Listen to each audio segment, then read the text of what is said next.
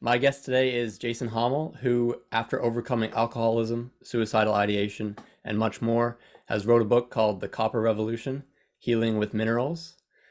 Feeling unbelievable life-changing improvements following the supplementation of various cheap and widely available mineral and vitamin supplements, Jason has been on a mission to share with people the power of good nutrition and supplementation.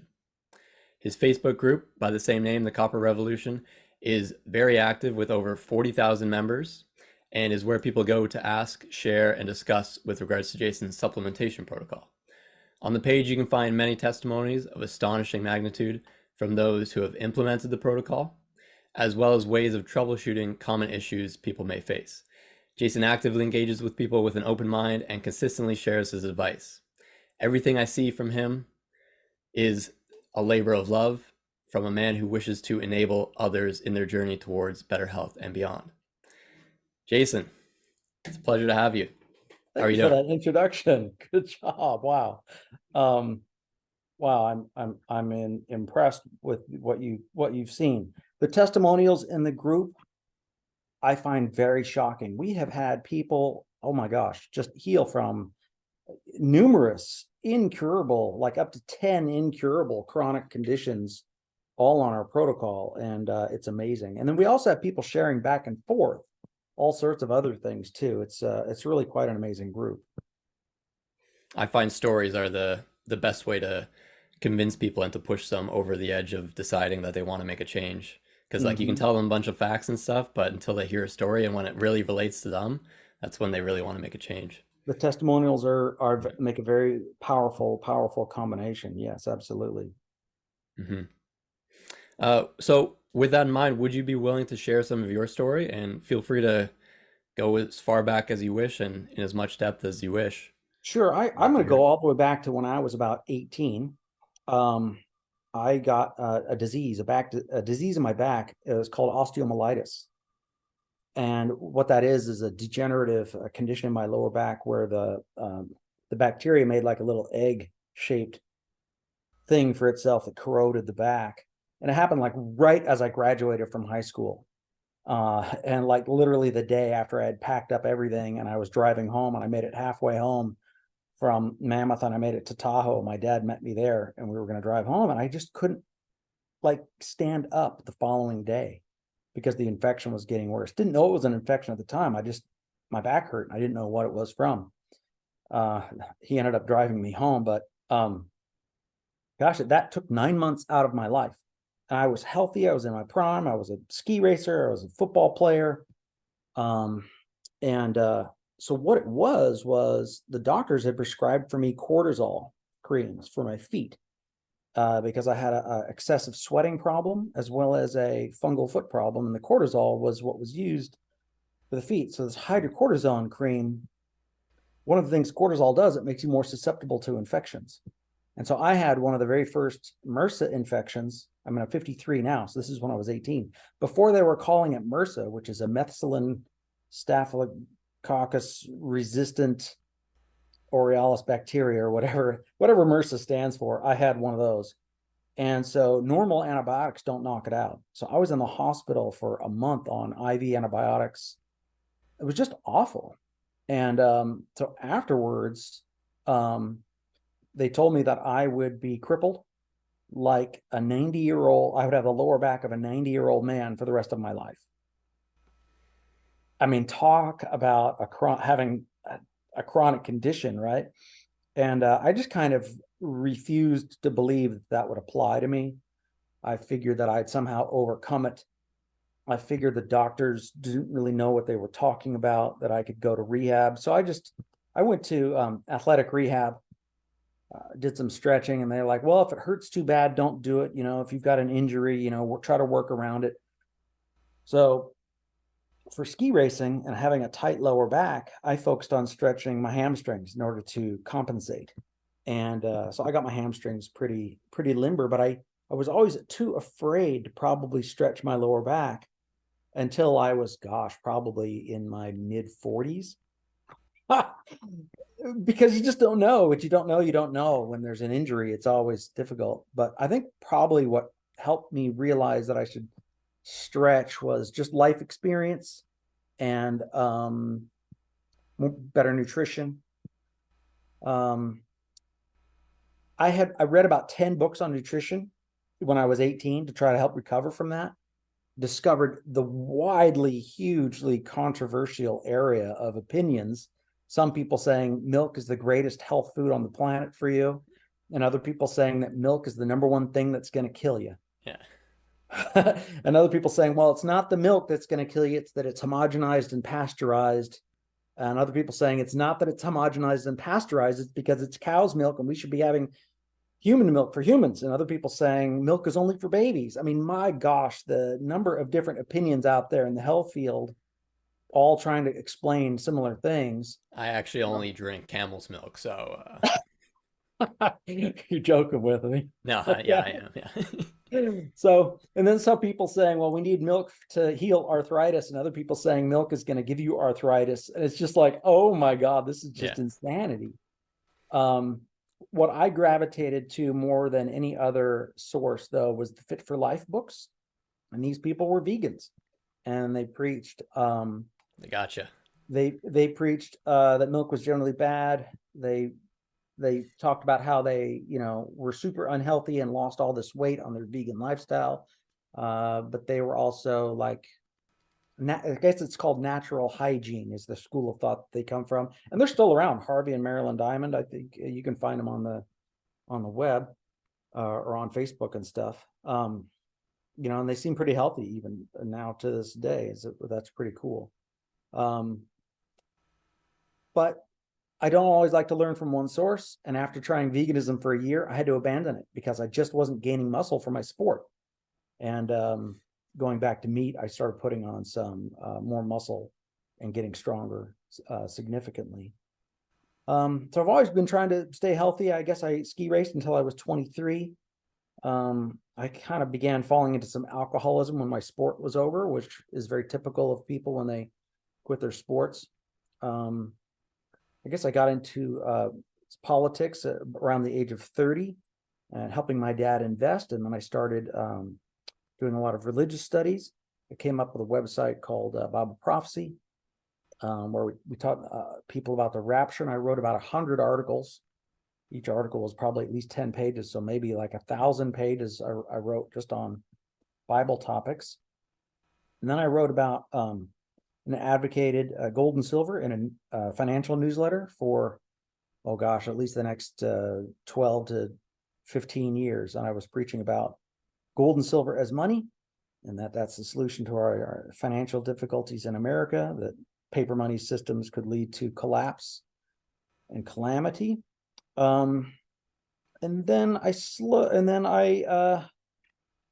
had some very bad financial difficulties with internal revenue service abuse, difficulties in the financial sector that I was going through. The sector crashed in 2008, markets crashed. I lost a tremendous amount of money. Then I went into bullion dealing, thought it was a more honest way than talking about stocks, thought gold and silver was going to do better. Suffered an incredible amount of employee theft problems, and as well as jumping into the sector too early. Because while I was involved in the gold and silver sector, it hadn't caught on to the broader public yet. So opening up a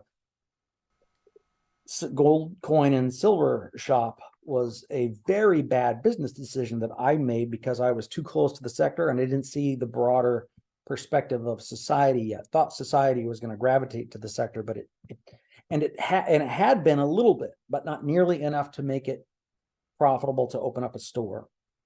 So after suffering horrible losses, financial losses in that, then I suffered some internal revenue service abuse. And during that time, some suicidal thoughts came in because it was just, I went through a divorce and losing my kids and losing my businesses. And from that IRS, Internal Revenue Service abuse, where they were asking for more tax money than I had left. I was essentially financially ruined and have been financially ruined to this day. The IRS wants to continually collect from me $3 million. To this very day, they want $3 million. I don't have it and I never will. Please buy this man's book. Yeah, if you buy my book, it goes into a corporation, and my wife is the sole proprietor of that corporation, so that helps. So that's when the suicidal thoughts crept in because I just suffered loss after loss after loss. Family betrayal, wife betrayal, employee betrayal, country betrayal, business failure. It's there's only so much one man can take, and I felt I had had absolutely enough. So my suicidal thoughts were just like, I wrote that they're like 100 thoughts a day, but it was really almost a nonstop stream. And when you're in that zone, you almost don't have control of your brain anymore. It's very difficult to focus on even going to the grocery store and handling daily tasks. It was rough. So, but at least I was sober. But the sobriety was not giving me the functionality of my brain that I had hoped. I'm like, I'm sober, but my brain is still awful, right? And it wasn't until I had my very first drop of iodine, okay, and that was, I guess I can pin it to the year, was around 2015 in February. And with that very first drop of iodine as an experiment, I then watched the Super Bowl at a friend's house, and then after the game, I went home and I was thinking of all the traumas, and for the first time, I could think of all the traumas that had happened to me, and I wasn't mad. I was like, wait a second. How is it that I have control over my emotions for the first time it took me, I still recognize that same day. I was like, and I'm not only am I not mad, but I'm no longer suicidal. Like, what the hell? How is it that I could regain that much control over my brain from just a mineral? And I felt like, gosh, for the longest time, I always thought, the number one thing of who we are is our mind. And I realized, wait a second. And I believed, I was a psych major in college. So I believed that kind of how we thought was how we are. But I realized, wait a second, if I wasn't even in control of my thoughts, then what was? Was it this outside influence, or was it this iodine deficiency? Or, clearly it's a combination of both, but still, fixing the iodine deficiency was more powerful than anything. I couldn't believe it. Later, I learned that stresses deplete those minerals. So they do kind of go hand in hand. So when you get the minerals back in, it allows you to deal with the stressors. So, the stress leads to copper deficiency, and then you take the copper and you feel better. So when I finally found my way to copper about, I guess, a couple years later, that led to a whole nother layer of brain strengthening to my overall cognitive abilities, and it was absolutely fantastic. And that kind of brings me up back to where I've been over the last,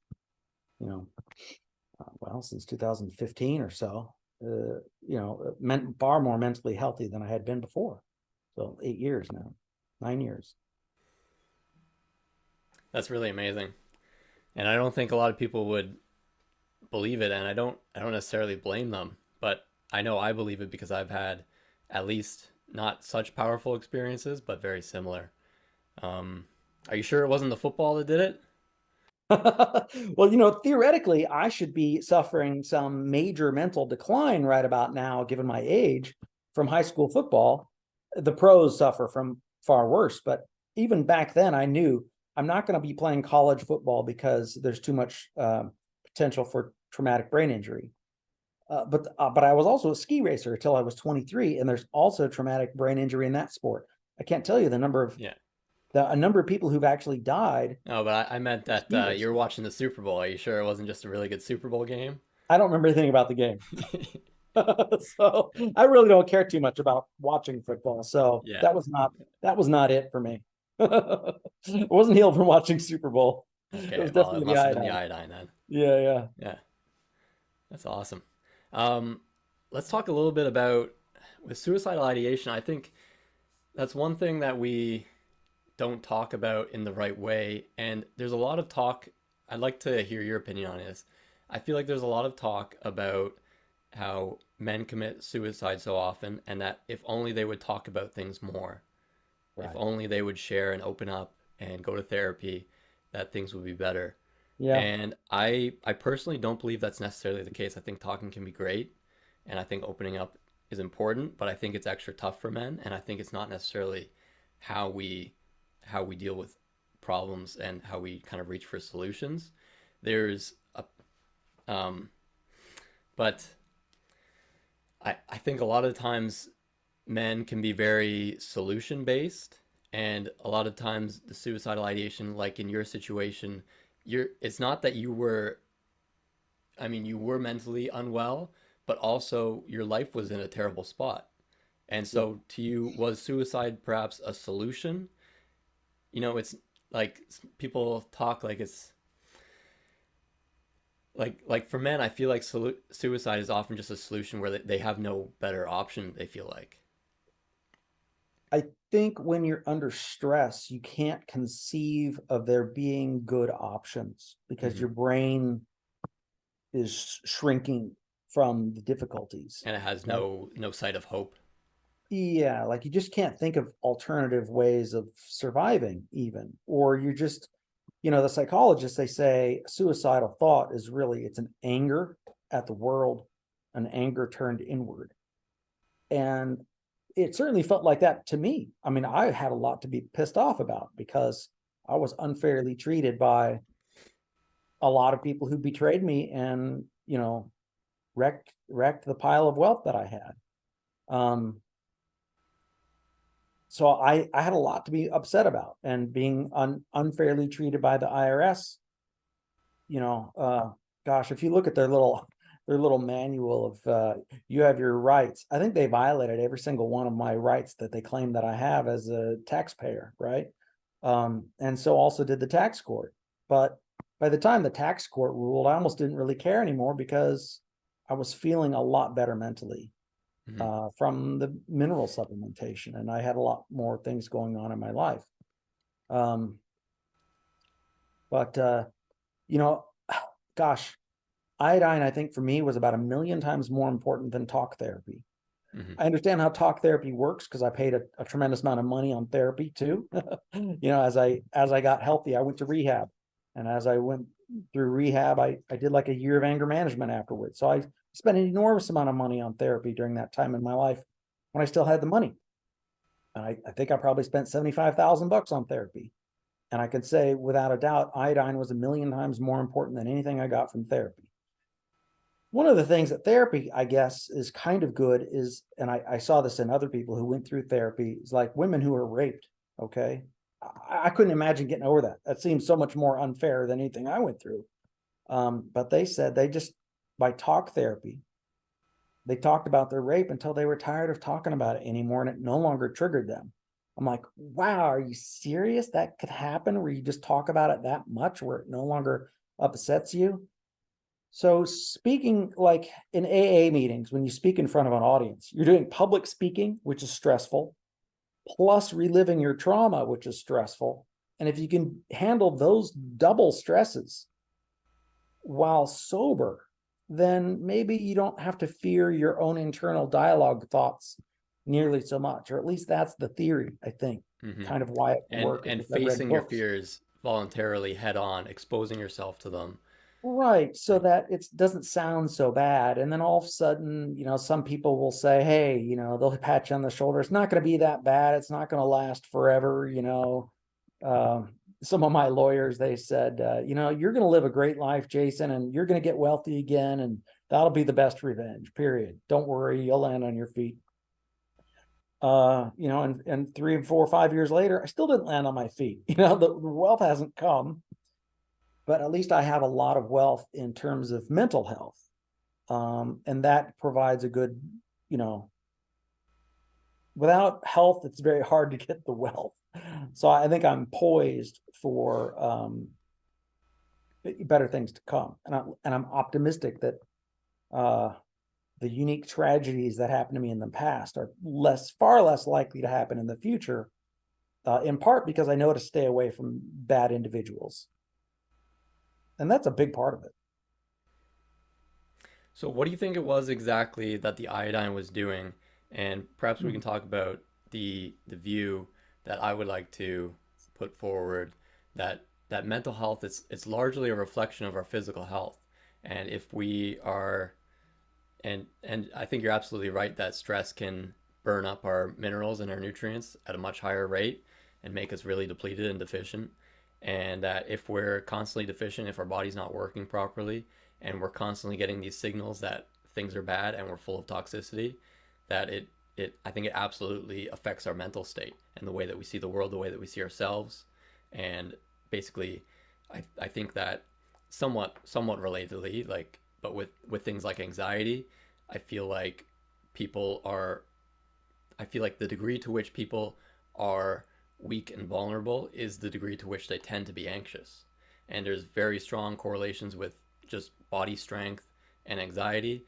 With depression, I really feel like a lot of it, in most cases, is a systemic lack of energy, right? You don't have enough energy to, like imagine if you're a kid and you're happy and healthy and you have lots of energy and you have a great appetite and you're giggling all the time and you're all these things, and then you catch a cold, and what happens? You're basically depressed, and nothing changed about your mental state. It's not like you didn't lose a friend or your parents or anything at this time. You just got sick, and your immune system, what does it do? It takes up an incredible amount of energy, right?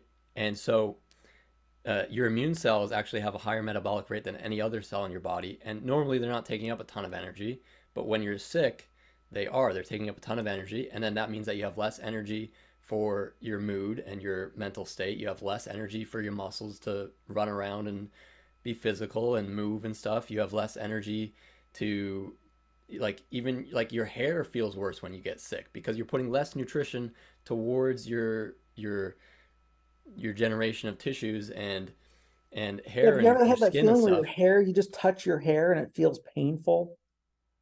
I've never had that. It feels I've had painful. that. I've had that. Okay. Well, we can get into why that. I don't know why that is, I don't but know. yeah, like when you When I get was sick, sick or it's whatever, yeah. I'm like, I yeah. wake up and my hair, it's, oh, don't touch my hair. It feels awful. Ugh. Yeah. Okay. No, you never Yeah. had that. But yeah, it's a systemic lack of energy, and I felt this in myself when I was able to when I had no energy, I was just irritable and miserable and depressed. And when I was able to get lots of energy, I was able to, I mean, not just have physical energy, but my mood was better because it's somewhat adaptive, right? Because if you have no energy, hardly enough energy to keep your organs going, then you're Right. not going to go wasting energy running around frolicking through fields. Like you're gonna just huddle under the covers and just be depressed. Like it just puts you in a state of depression, and it's adaptive, right? Right. And so I don't know if you have any theories on why iodine did it Good. so abruptly. It's really I it's do. hard to believe, right? Right. But First of all, I have to commend you on digging deep to find that in my why iodine article, why I'm taking iodine, because it's buried halfway down in that article or maybe towards the top third of it. So you must have read quite a bit of my material. But so why did iodine work so well for me? And well, number one, um, iodine indeed does boost energy. It boosts energy because we need it to make the thyroid hormones. The T4 and the T3 thyroid hormones have 4 and 3 atoms of iodine in each one of them, respectively. So we won't be making thyroid hormones very well if we're depleted in iodine. Iodine does a lot more than that, though. It's needed, but and those two are important for energy because those thyroid hormones help regulate the production of ATP, which is our number one energy currency in the whole body. And we need ATP production for our primarily for our nerves. Your average cell has, I think, about 500 mitochondria in the average cell. And in some very nerve cells can be very big, and in some nerve cells there can be up to 2 million mitochondria. So nerves are very energy dependent. Some people say that the brain can use 25 to 30% of our energy.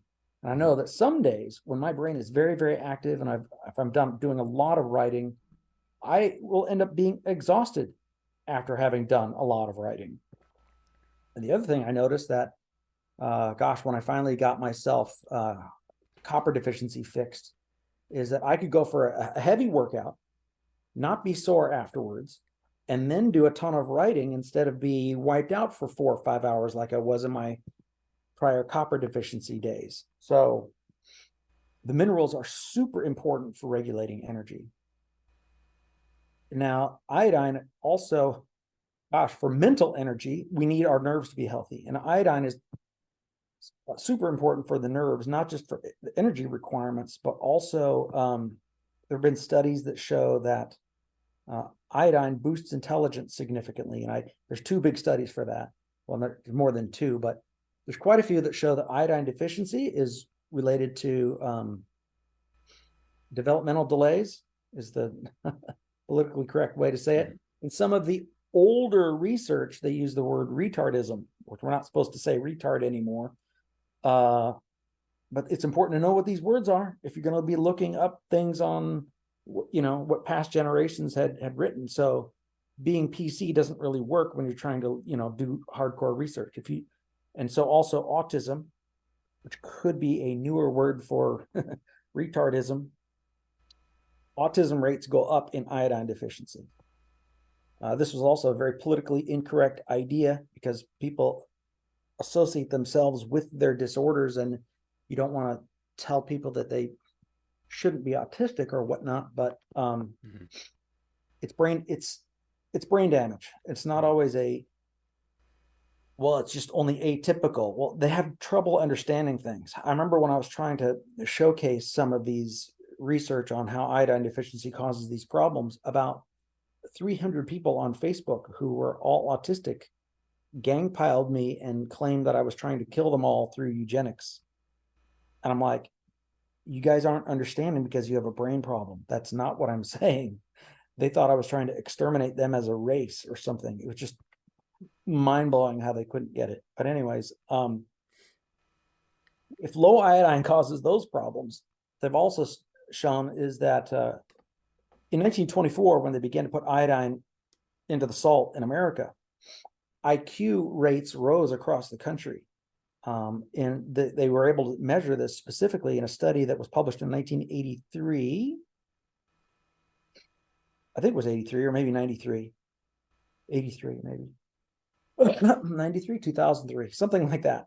The point is, they measured the number of people from like Michigan, where the diet is low in iodine, both before and after the iodine supplementation that started in 1924. So they measured the number of people who qualified for the Air Force in World War I versus World War II. And they had almost nobody qualify for the Air Force in World War I, but a ton of people qualified for the Air Force in World War II. And the Air Force has minimum IQ requirements of 115 to qualify. So in other words, IQ rates went up specifically in this area that is known for being, the goiter belt. And I guess around 1900, half the people in the goiter belt had goiters. They were so common. And a lot of it went away with the iodine supplementation. So that's one study. Then there's all of the iodine deficiency studies. And then there's the experiences of the iodine doctors.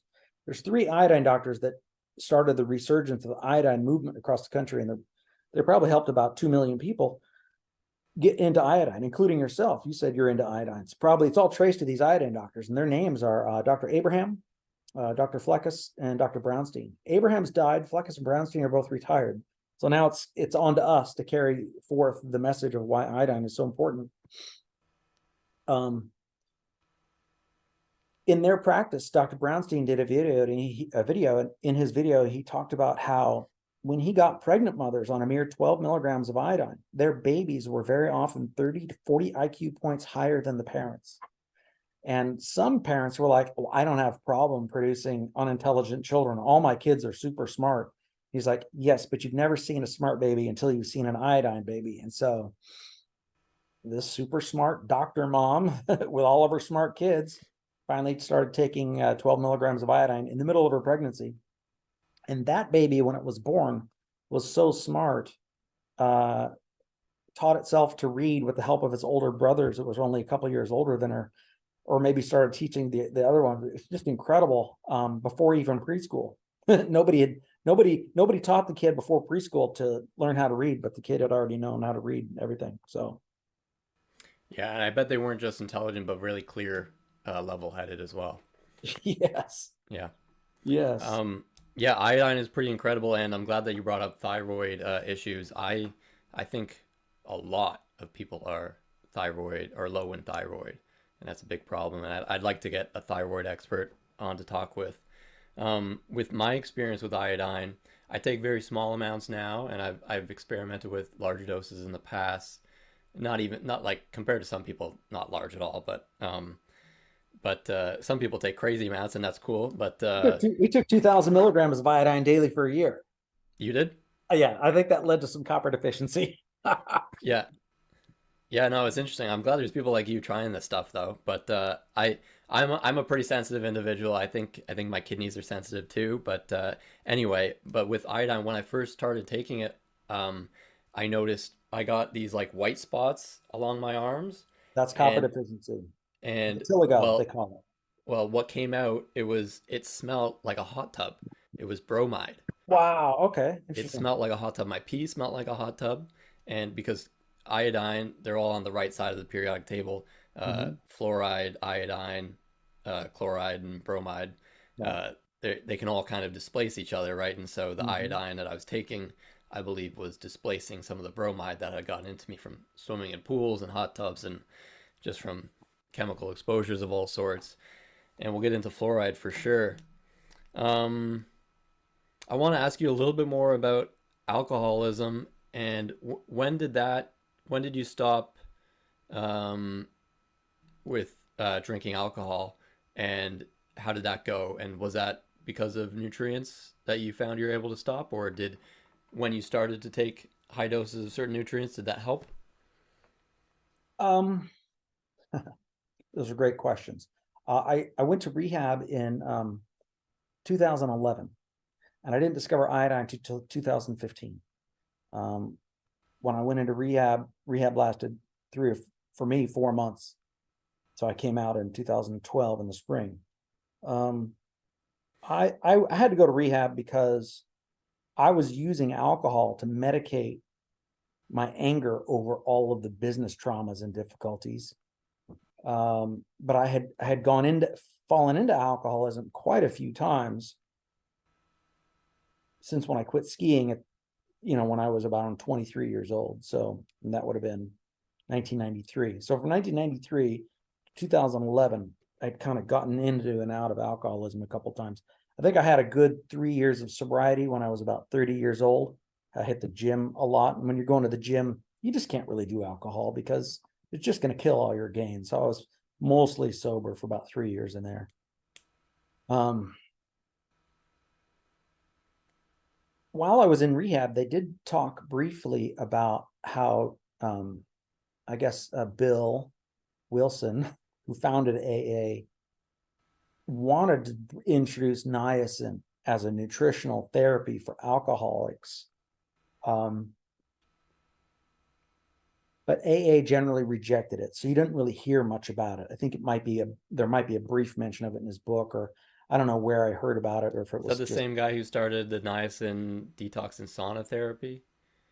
no, different guy. That's L. Ron Hubbard of the Scientologists, who I think He started the developed niacin this protocol? niacin sign up protocol. Are you Right. sure? I'm pretty sure. I think it's right out of his book. So if you talk to Well, I Brett, he mean, might tell you. I've looked into that, and that seems like a good protocol for. Is it for people? Is that protocol for people who have done hallucinogenics in the past, Oh or yeah. So it was some other that's drug, I believe. they are trying to, yes, detox drugs, but it's the trouble with I think the niacin protocol is they have a lot of nutrients that are, I think, in improper ratios. I think they do a lot of calcium. That could be a problem. I think they do vitamin D. My wife got into that. We talked about it together, our evaluation of the niacin, and she went through the niacin on a detox protocol, but she modified it. She's like, I didn't want to take all the calcium and I didn't want to take the vitamin D. And I'm like, yeah, I wouldn't have taken those either if I had gone on it. But I looked at it, and I don't think they had enough copper for all the other stuff. I don't think they have any iodine on it, or maybe if they do, it's not very much or something like that. But It's an interesting protocol, that's for sure. Hmm. Anyway, But yeah, no, I think that's a different source for that.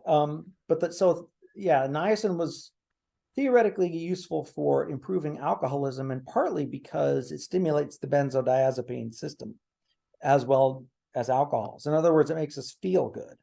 And when I have taken it, I've noticed that feeling in it, but also it relaxes me.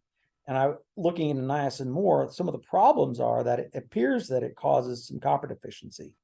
So at around 1,500 milligrams of niacin, I don't really feel like I'm getting any benefit from my 30 milligrams of copper at all. I'm feeling very drowsy and mentally tired. And oh, here's another funny thing. If you take too much niacin, they say you'll stop running. It happens to animals and people too. And at around 3,000 milligrams, that's the upper limit for the niacin advocates like Hoffer, because above that, you'll get liver damage. And I've seen people online talk about having liver damage problems from about that same amount of niacin. And liver damage is also from low copper, or can does it be. seem to matter which form, nicotinic acid or I don't niacinamide? think it matters which form, they're all going to cause it around that amount. I like the non-flushing form. I take the niacinamide form. Sometimes, well, before I really found that form, I would usually take the flushing kind and just enjoy it, or Hmm. not, depending on the situation. But when I found I could take niacin and not flush, that's the kind we take today.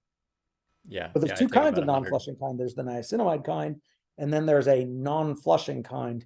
That kind can cause more liver damage. So you don't want to take the time release kind. Okay. That's probably worse. Hmm. Oh, But and now we're limiting our niacin to no more than 500 milligrams, roughly every other day. So I'm getting the equivalent of about 250 milligrams. yeah, yeah. With alcohol, it pretty much depletes just about every vitamin and Depletes nutrient everything. mineral. It Absolutely. it it increases the uptake, like the amount that you need for just about everything. I mean, I could list them all, but I'd just be listing all the nutrients. So, So alcohol is basically it's like a sugar. hmm. When you're drinking alcohol, it's the body treats it very similarly to a sugar, and just like sugar has no minerals in it, has no vitamins in it. So alcohol is pretty much the same thing. There's no Hmm. vitamins or minerals in alcohol, and it's it's not that, and it's a toxin. But because the liver has to work so hard to process it, then the liver doesn't have as much energy left over to process toxins. And then you're getting copper depleted and you don't have the energy to process toxins. So all sorts of other toxins will build up in the body when you're drinking alcohol, even if the alcohol itself isn't contaminated with a bunch of other toxins. All those other toxins are going to build up and you're going to be deficient in everything. And in B vitamins and stuff too, because you need B vitamins to process sugars. So B Yeah. vitamins get really depleted from The way I alcohol. see it with carbs, and I would put alcohol into this mix, but with some nuance, is that sugar especially is kind of like the oxygen to your fire, and it can increase the heat of your furnace and how hot things are burning, which means that it increases the demand for more wood on your fire. Right? If you blow nothing but oxygen onto your fire, then you're going to burn out pretty quickly. Right. But you need to have a balance between how much oxygen you put on and how much wood you Well, have. But then well, alcohol would be like it does that, and I think that's one of the reasons why people feel so good after they have alcohol, because it kind of it raises your blood sugar a lot, and it kind of causes you to release a bunch of nutrients into the bloodstream to deal with the alcohol.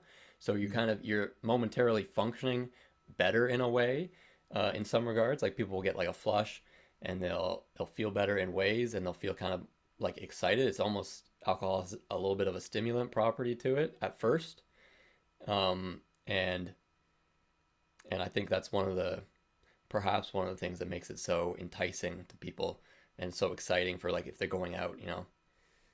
well, if I want to talk about that a little bit more, I'll say that alcohol is very deceptive because when you're drinking it, you gain all this confidence.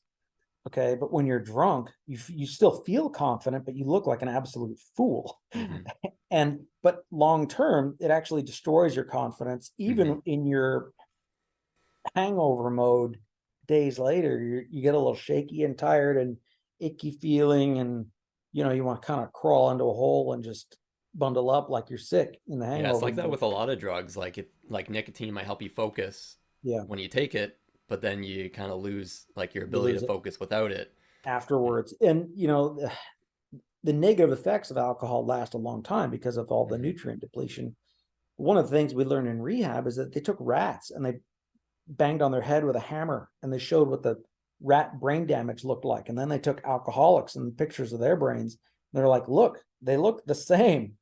So you're really doing yourself an enormous amount of brain damage if you get drunk on a regular basis. It's awful. Or hit yourself with a hammer So on I, Friday nights. right. Well, I mean, getting hammered, right, is what they Yeah, call it. So, you're right. Yeah. um, I, you know, I have to go shopping, right? I know alcohol will relax me and make me feel all calm and happy. But every time I see it, I'm just like, ick. That's brain damage in a bottle. Yeah. I don't want it at all. And as long as I keep telling myself that's brain damage in a bottle, Hmm. if I make it unattractive to me, there's no reason I'm going to go back to it.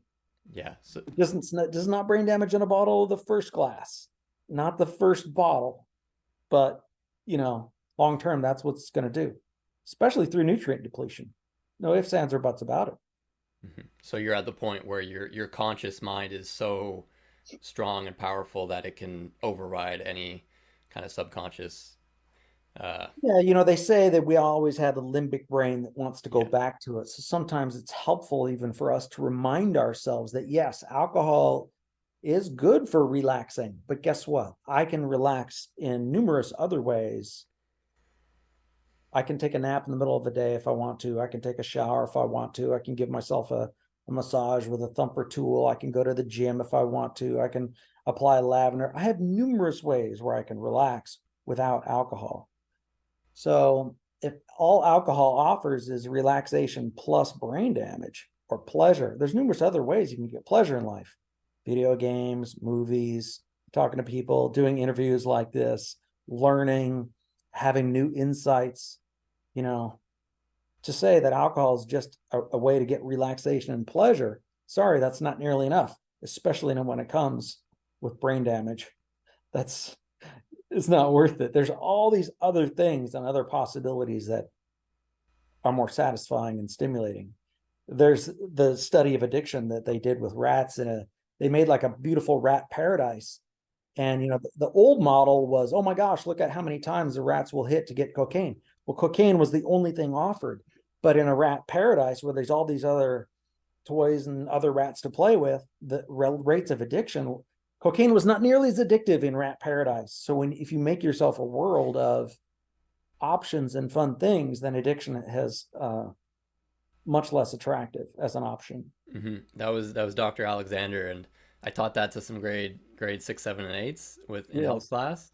And Mm-hmm. yeah, it's so like people look at rats in cages and they give them a bottle of water and a bottle of cocaine water. It's like you're a rat in a wired cage. You're a social creature with in complete isolation. Like, of course you're gonna take hits of cocaine. Like, Right. What obviously, else are you like, going to do? and you can look at it. The parallels to humans is like, you're out in the cold sleeping on concrete and you haven't had a hug in a year. Like, it's not like people. Yeah, it's. When people have no more options in life, drug addiction sounds like a good option. Mm-hmm, mm-hmm. And yeah, what I did with the students was I had them draw themselves in their own rat park, and like draw 5 things that they would want in their rat park to give them like a nice fulfilled life. So they draw like like a trampoline and like their family, a nice cozy bed and stuff like that. But it was good. Yeah, I think it's, gosh, when I was growing up in the 80s, the messages around drugs were, drugs are going to fry your brain and just say no. What they should have said was that drugs will stimulate the pleasure portion of your brain so much so that it has the potential to crowd out your desire for any of the other fun things in life. They should have said drugs are so pleasurable that they can distort your thinking. That's why you don't want to take them in the first place. Mm-hmm. By just saying that they're bad Mm-hmm. is the wrong message, because then when a person takes it for their very first time, they're like, they lied. This shit's the Yeah. best thing ever. Yeah.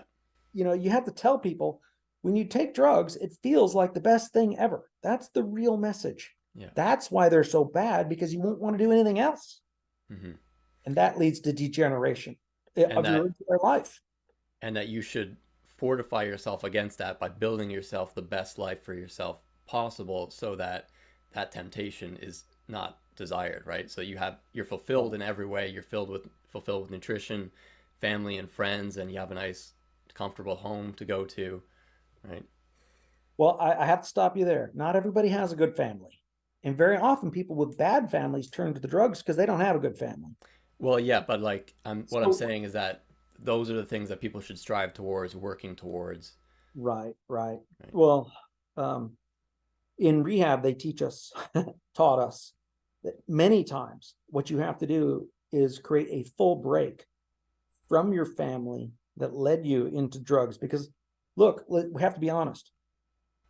Drugs sound great when you take them, but this scrupulous honesty is that not everybody has a good family.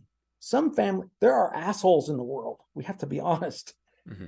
Some of those assholes are in families, and you can't deal with them other than say, I don't want you to be a part of my life Yeah. at all. And that's the healthiest way to be.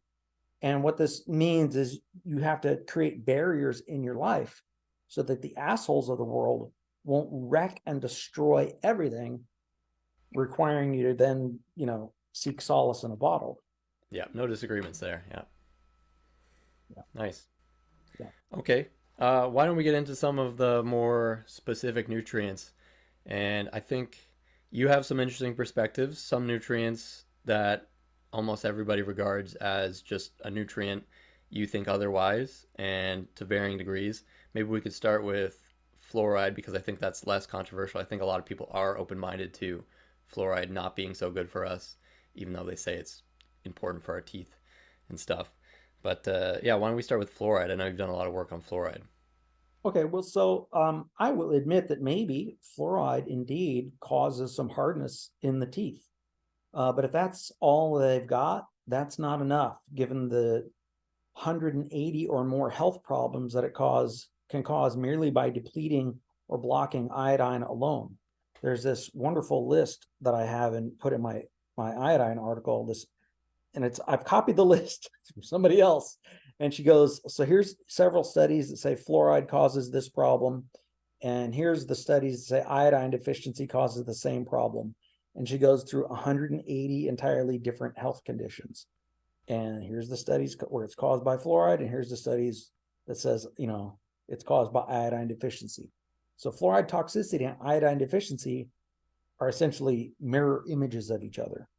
And when fluoride can cause 180 different health conditions, and I looked at 14 of those were mental health problems, like depression or schizophrenia or all sorts of things.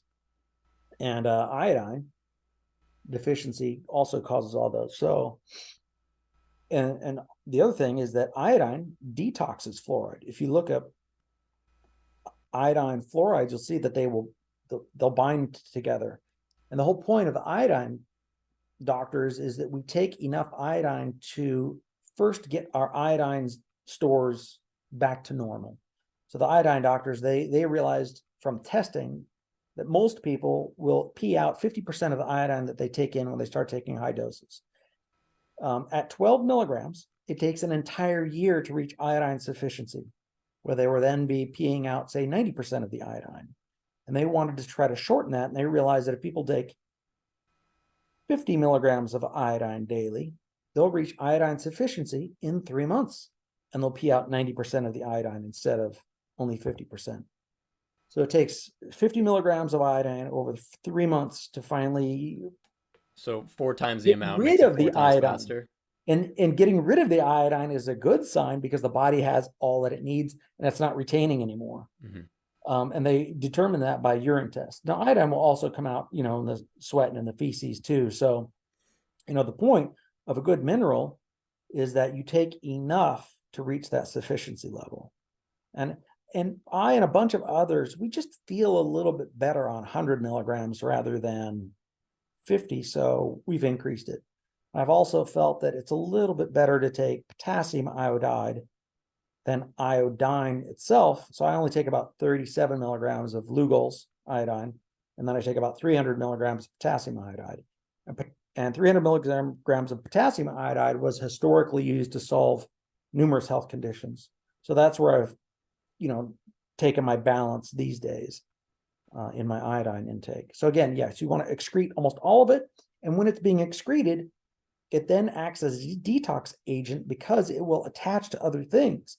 And all that's being excreted will take those other toxins out. So iodine actually eliminates about 6 major heavy metal toxins: aluminum, mercury, fluoride, bromide, arsenic, and lead. Those are the 6. I got all 6 just right off the top of my head. Yay! Yeah, you Brain's must take working a lot good of today. iodine. I usually forget one. You've been taking your iodine. Yes. Yeah. So the main problem with fluoride is that it displaces iodine, and as well as I believe it's neurotoxic as well in that respect. There are at least 180 different studies, not just those 180 I was talking about, but there's another 180 different studies that show that fluoride leads to lower IQ. And a lot of those studies show that fluoride and the amounts in the water supply lead to lower IQ. The trouble is, our sources of fluoride are not just in the water supply, but like 75% of the country's water, tap water, okay, has fluoride in it.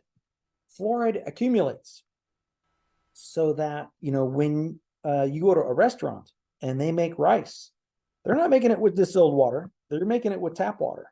And so then you're getting fluoride in your food. Or if you go out for pasta and they're boiling the pasta in water, that is another source of fluoride exposure because that's cooked in water. If you're eating potatoes that are boiled, same thing. If you're eating soup, same thing. It accumulates. And so, like, oh gosh, it's just, and then there are about probably 4,000 different consumer products that have fluoride. So surprising ones would be like Glide dental floss, because because fluoride makes it smooth, which is why they make Teflon and Teflon pans with fluoride. So you're getting fluoride exposure from Teflon pans. Gore-Tex clothing, which is waterproof. It's a waterproof liner. It feels like it's like Glide dental floss. That's fluoride in your clothing that you, gosh, I had fluoride in my Gore-Tex boots. There were $300 Echo shoes. I had to throw them away because I realized I was always getting an allergic reaction whenever I wore those boots. To throw away a $300 pair of black boots just because of fluoride, that was serious for me. That was like, oh man, I'm taking some serious steps to improve my health here. But once you've gone through some detox, you're like, what am I doing? I can't be doing this stuff anymore. Mm-hmm. The self-sabotage has to stop. So even with Glide dental floss, I had to buy different dental floss. And there's been studies that came out, I think within the last 3 to 4 or 5 years, they actually showed that just using Glide dental floss and other fluoridated dental flosses is linked to measurably lower IQ. So it's not just in the water, but in all these consumer products. And gosh, the fluoride chemicals, they call them perfluoral, whatever. It's probably, some people estimate that it's 25% of drugs by the pharmaceutical industry have fluoride in them. But that's a funny little phrase, fluoride in them. Fluorine is the atom. When the fluorine is bonded to something else, it becomes what they call fluoride. So iodine is the element. When it becomes an iodide, it's because it's potassium iodide bonded to the potassium. So you bond a fluorine molecule to a molecule like Prozac. Prozac is a fluoride. It does not contain fluoride. Yeah. It is a fluoride, just like potassium iodide is an iodide. Make sense? So you don't say that Prozac has fluoride in it. It is a fluoride. Yeah. And people take a whopping 40 milligrams of that fluoride. That's awful, awful stuff. And my wife took it for numerous years because she was told to by the medical establishment for her mental health. And of course, her mental health declined on Prozac because it is a fluoride. It's awful, awful stuff. I think it's absolutely tragic, and it's hard to avoid. It's ubiquitous. Like I know for myself, I have fluoride-free toothpaste, and that's a big one as well because people are putting it right in their mouths. But yeah, I buy my own water jugs so that I don't use any of the city water. actually, the city that I'm in, they don't fluoridate their water. They do add chlorine, which I want to avoid anyway. But yeah, but I cook with distilled and drink distilled and all that. But and then Yep, we drink distilled. it's also in pretty high amounts uh, in fruits as well, right? Certain like grapes and wines. Well, it's used, gosh, it's used in chicken feed Hmm. because they use it as both an antibiotic in the chicken herds, right? Or not, I don't herd flocks, right? Yeah, And they spray it on dried fruits because it's an antifungal. So that's right. why they use it in grapes. So it concentrates in raisins, it concentrates in wine. Oh my gosh. So as an alcoholic, I was like, okay, well, let's drink wine because it's, one of the healthier alternatives. It was unhealthier because I was getting both alcohol and fluoride. Oh man. Yeah, and sulfates too. Right. Well, I don't know if the sulfates were necessarily bad, but yeah. Yeah, yeah. I think it makes a big impact on our society's clarity of thinking as well, and just ability to reason and to think Absolutely. clearly. Absolutely. So 7 points on an IQ's test is not insignificant. How many 15 points? points is what they call, huh? How many points? 7 points. 7. Yeah, 15 is So a standard deviation. So. yeah, 15 is the standard deviation. They say just the tap water alone can drop 7 points. If you use Glide dental floss, that can be another 3 to 4 points. If you're, doing wine, I'm sure that could be another Hmm. 3 to 4 points. So it all adds up. You want to add it all up and then be down 2 standard deviations. Yeah. We're looking at societal destruction here. That's not off the table. Why do we have so many autistic kids these days? It used to be 1 in 10,000. Now it's 1 in 40. And don't tell me it's just because it's, finally able to be diagnosed. That's not the case. Total developmental disorders are not 1 in 40. They're 1 in 6. Hmm. 1 in 6 kids has developmental disorders or developmental delays or some kind of brain damage. This is something seriously going god awful wrong in our society. And you can also see it in the political divide. And gosh, you hit it. You hit the button on that in your videos. There are a lot of people out there who are they're not thinking well. Hmm. They're sick. Yeah. Leave it at that. Yep. Absolutely. And yeah, the higher rates of all health issues, they're 100% related to toxicity and nutrition. And I And mean, not just those fluoride. two That's just things. one of like 10 major toxins we're all getting Yeah. exposed to. Yeah. Yeah. And not to There's. mention the hundreds in micro amounts. Mhm. Anyway, uh, let's talk about let's talk about B6. I'm not super read up on B6. I do know that when I take B6, though, I get pins and needles, Interesting. even small amounts. Wow. And I know that What you what's small to you? Small like amounts. even like drinking half a Red Bull. Oh, really? Yeah, or like a 50 milligram supplement Wow. pill. That you seem a little bit on the sensitive I'm side. I'm But incredibly but the UK, observant the and UK sensitive. dropped their limit down to 10 milligrams. How much? The UK dropped their upper limit down to 10 milligrams. Okay. And it's widely recognized that over 100 could cause these pins and needles and neurodegeneration just from B6. And That's I interesting. was I was getting like 250 milligrams just by taking 5 B complex vitamins because each B complex had 50. And I had no idea that it was toxic until, gosh, it was about 2 months into it. I'm like, why am I developing a neuropathy? I have to stop these B vitamins. Mhm. Now let me maybe frame this. Some people will argue that I mean a lot of people are just under the impression that it's a vitamin 100%, and this sounds crazy to say that's a toxin.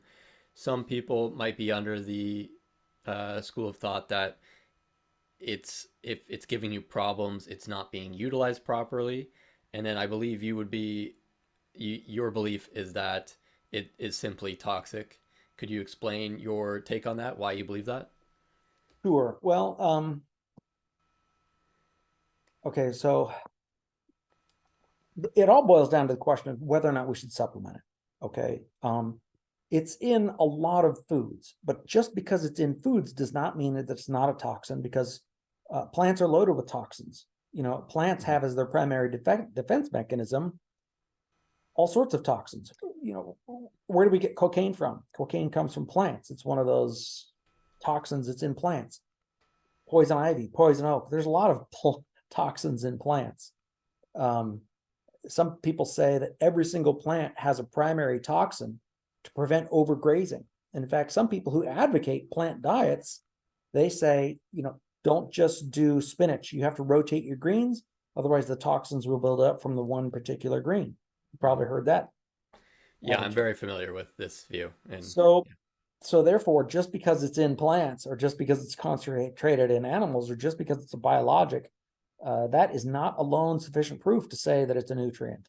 yeah, Now, the other is that with regards to B vitamins, there have been 17 B vitamins that were formerly identified as B vitamins that are no longer recognized as B vitamins. So that leaves us with, there's only 8 that are recognized as B vitamins, and I won't recognize B6 and B9 because they're too toxic at too low doses. So therefore, I'm down to 6 good B vitamins instead of the 8.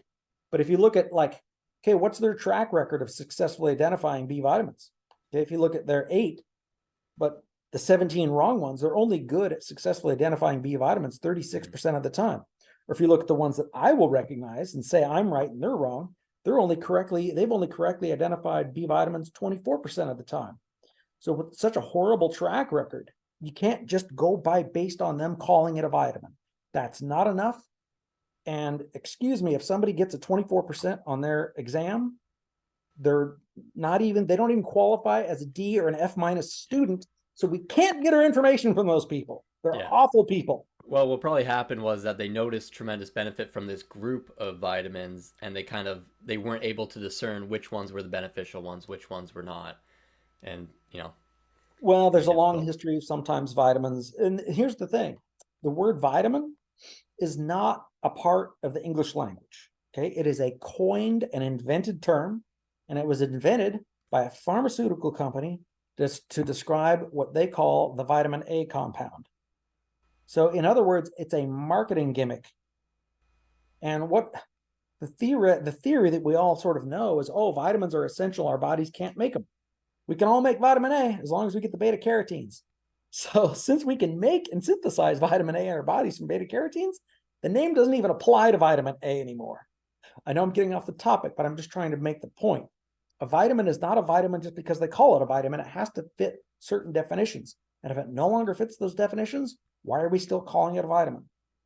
So with regards to B6, again, it's super toxic at low doses. There's no deficiency. Okay. Everybody, it's in all foods. You can't get away from it. And if it's in all foods, then who's deficient? The only people who are deficient are starving people, and they don't count because we're not starving. So if we're never going to be deficient, then why would we need to supplement? And the answer is we don't. The other thing is, can you cure any illness by giving people ever increasing quantities of this particular substance? And the answer is no, you can't. And if you can't, then why are we taking it? If it doesn't cure any illness, and if it doesn't provide any benefit, and the only thing that happens when we take ever increasing doses is neuropathy, then it's not a nutrient. And then you look at, well, historically, who were the big advocates of B6? Pfeiffer and Hoffer, who were both now known to be CIA disinformation agents who slandered copper as toxic. Those guys are not good sources. So therefore, I really don't think B6 is a nutrient. Fair. Yeah, it's important to. I like that you brought up the history of things. It's important to understand that because we get into these ideas and then they're very hard to shake. Once people call something a vitamin and it's been called a vitamin for years and years and years, And that's not then enough. people, you can't just tell them, hey, it's actually not. They're not going to believe you, and I'm sure lots of people won't believe you, even though you laid things out pretty well. And they shouldn't believe you right away. They should look into things. Well, what's But really amazing is that the official sources, the National Institutes of Health, is showing and showcasing that B6 is toxic and that B9 is toxic. what's These are B9? official sources. Yeah, B6 and B9. Sorry, So what vitamin is B9? What's that its would name? be folate. Folate, right? And folate is toxic at a much lower dose. B6 gets toxic somewhere around the 100 milligrams, or in your personal experience, 50. But folate causes neurotoxic harm at 1 milligram. That's super low. That's super toxic. I mean, we have to take 3 milligrams of fluoride on average to begin to have neurotoxic effects from it being in our tap water. Roughly 1 milligram per liter. An athlete will drink 3 liters a day, causes neurotoxic harm. Okay. But if folate is causing neurotoxic harm at 1 milligram instead of 3 milligrams, that means folate is 3 times as toxic as fluoride. But hardly anybody's talking about the toxic harms from folate. Mm-hmm. But that's really, really toxic. Mm-hmm. Yeah. I don't have strong opinions on these, but basically my approach is like, I try it. If it helps me, I'll keep taking it. If I don't, I stop taking it. And I think that's generally good advice. I have to caution you on that for a bit, because farm workers used to chew on the leaves, cocaine leaves, for energy to get through the day. I'm not saying that would not be appropriate. Yeah, I would take a more long-term but the view of point it. I am making is that drugs work. Just because they work doesn't mean they're good for us long term. So there have been people on my forum who say, well, folate works. And I respond, works for what? Relief. Relief from what? What are you talking about? And they're like, anxiety. Why am I getting these one-word responses? Don't you understand my argument that folate is bad for your neurocognitive development? And yet all they have are these one-word responses. And relief from anxiety. With all due respect, many toxic drugs relieve anxiety, alcohol being one of them. So, if you're doing, and even fluoride is used for that. It's in Prozac, for God's sake.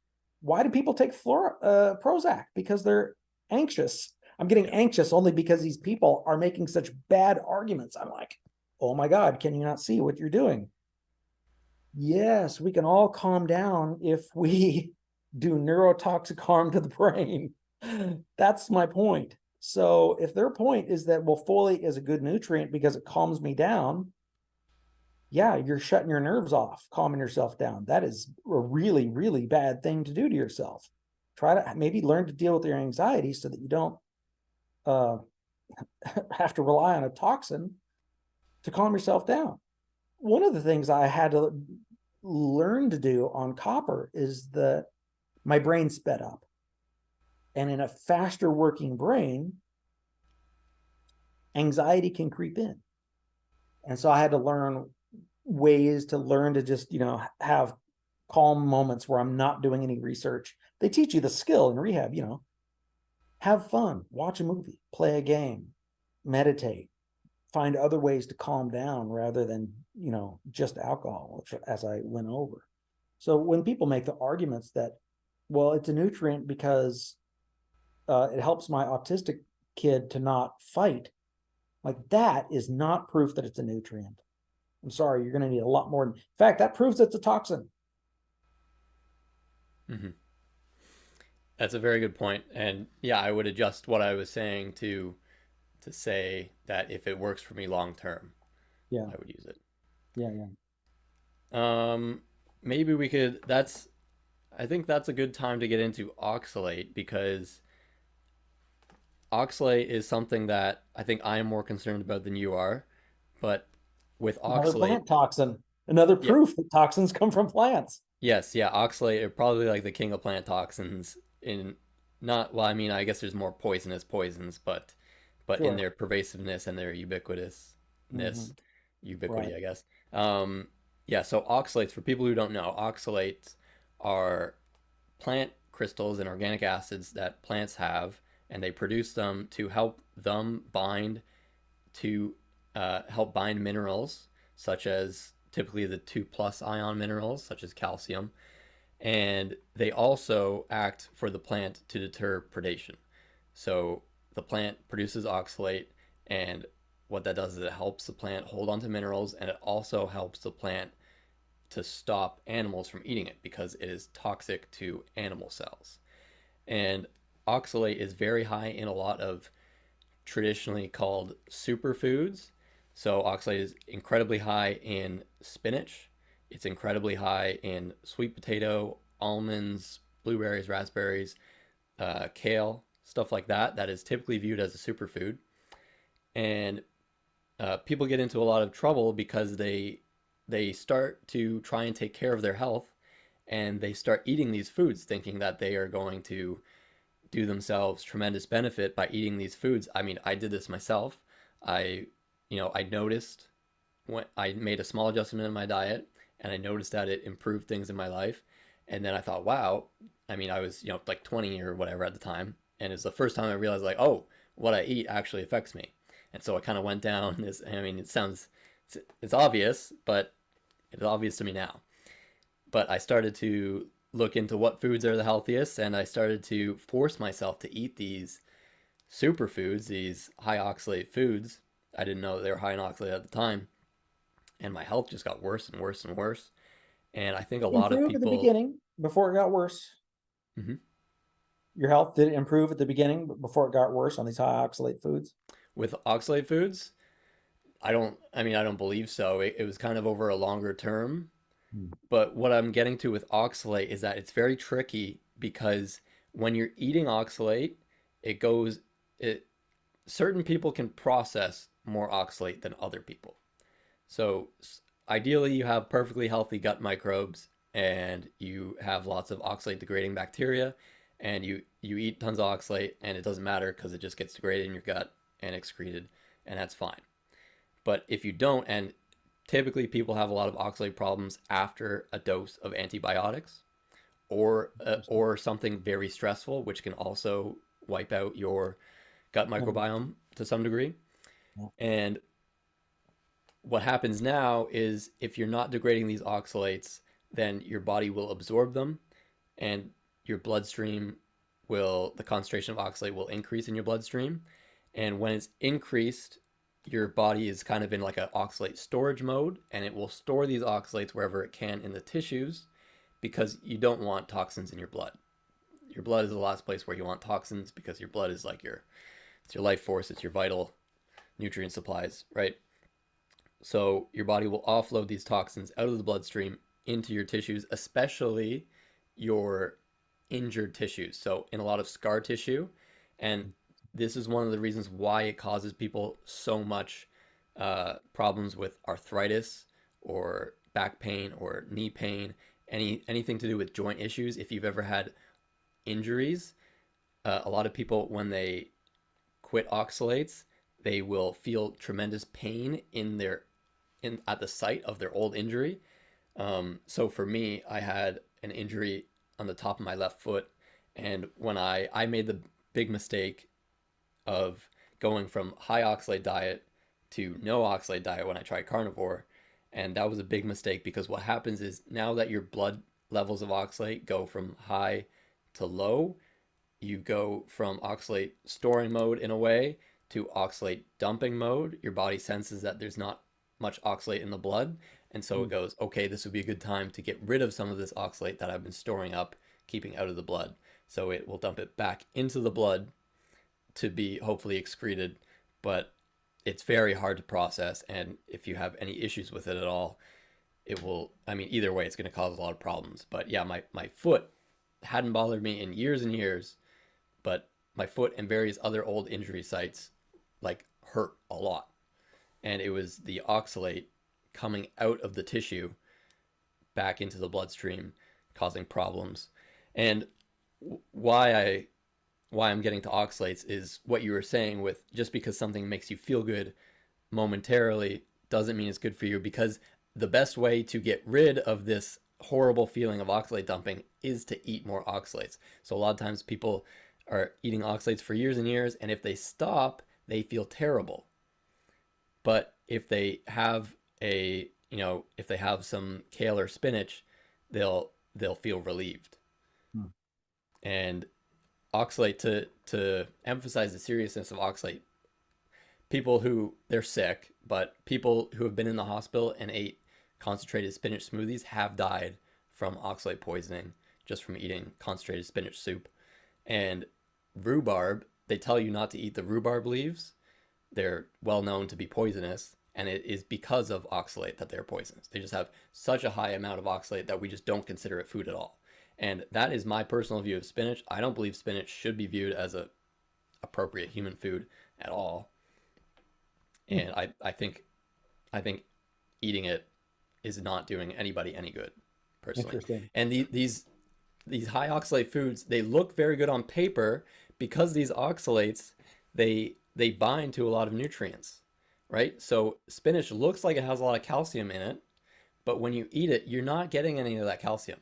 It's Yeah. all bound to oxalate, and that oxalate is going to do damage to you. Mm. And same thing with iron. It's a little different because it's non-heme iron.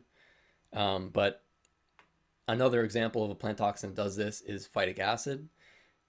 Pumpkin seeds look like they're great and they're high in zinc and iron and other nutrients because the plant packs a ton of nutrition into its baby, right? Right. But it's not just going to let any animal come and eat all of its babies and get a ton of nutrition, right? Right. It's like animals will run away and fight you because they don't want to be eaten.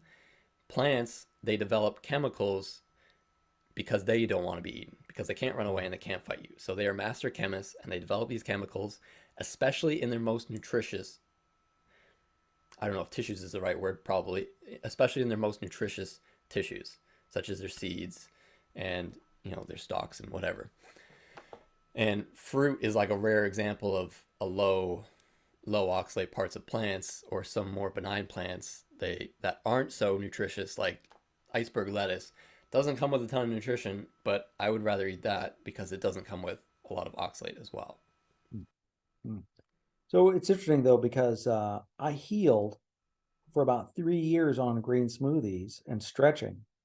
I healed from a lot of my arthritis, but I knew that plant foods were generally speaking demineralizing. So I decided to experiment on myself to see how demineralizing they could be. So I stopped taking all mineral supplementation. And after 3 years on mostly green smoothies, I became very demineralized. And in my demineralized state, I was getting back cramps, horrible constipation, no matter how much fiber I had, which is interesting, right? Because in the beginning, fiber is like, oh, this is great for improving bowel movements. I have an In the alternative view on end, fiber, but at the end, it wrecked it because I was horribly, horribly constipated. And so I was demineralized and dehydrated. So what I did was this was like my first introduction to taking the minerals again, was I just took a multi-mineral pill and I puked it immediately. And I had the insight to recognize that's probably because I need it and the osmosis isn't working correctly because I'm so demineralized, because water flows to where the minerals are. And then when you're already dehydrated, it's just going to go bad. It can't get into the cells right away. So I choked down another one and I had it in the middle of rice, because mhm. rice can kind of help your body absorb some nutrients, and it's um, and has like anti-nausea properties to it. And so I was able to choke down and hold my mineral down. And I think within 2 weeks, I think it was in 3 days even, my back cramps went away. This was like right in 2014, before I even began to get into specialized minerals. And gosh, a week later, I was stronger in every single thing in the gym just from taking some minerals. I'm like, oh man, did I make a mistake in experimenting on myself by letting myself get demineralized from all these greens? And it's not just oxalates that are demineralizing. The greens have numerous things in them that are demineralizing, but it's good and bad. Demineralizing sounds bad because there's vital minerals, but they also remove heavy metals like mercury. So to demineralize mercury, that's fantastic. So they have a place. To demineralize fluoride, that's great.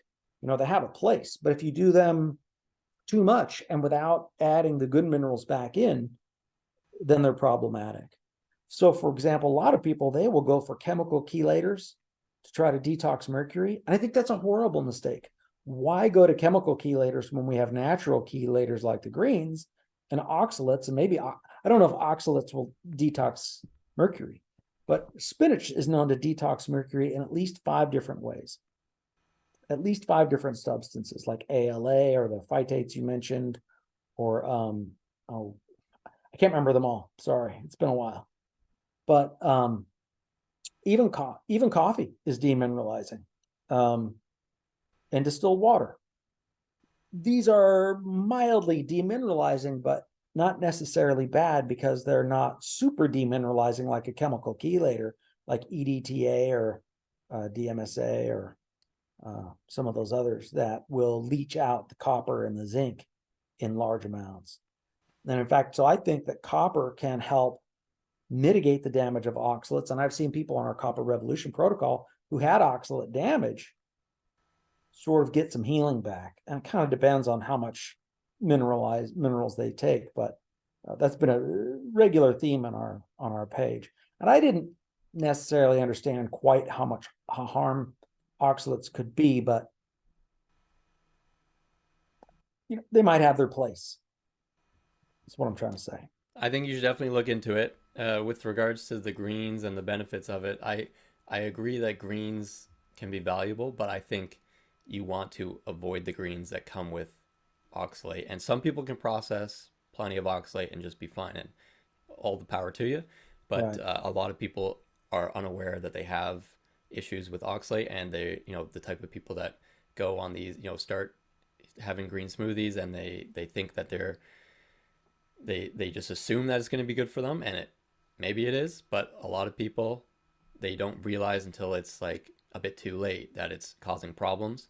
And for me, my solution to that is, like, I have chlorella powder, which is a green, but it's an algae, and it's not a plant, and I don't believe it has any, or it's very low in oxalate. And I would just eat low oxalate greens.